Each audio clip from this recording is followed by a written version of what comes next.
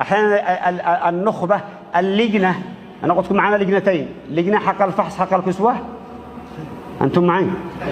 ايوه معنا لجنه حق الفحص، ضروري هذا اللجنه تطلع على الكسوه كلها تراجعها من يوم تدخل لما تروح، وبعدين يرجع يفعلوا لك كشف بالنواقص، كشف بالنواقص تعليقها داخل عكم باقي هذا وعكم باقي هذا وكشف كله.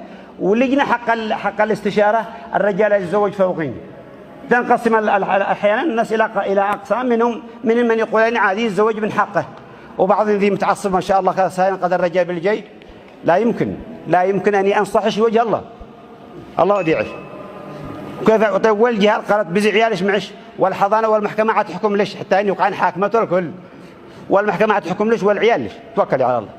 وبعد الاخت تركب راسها وتوكلت على الله وشلت عيالها وراحت. سينالكو اليمن، محمد بدر الشعيبي للتجاره والاستيراد.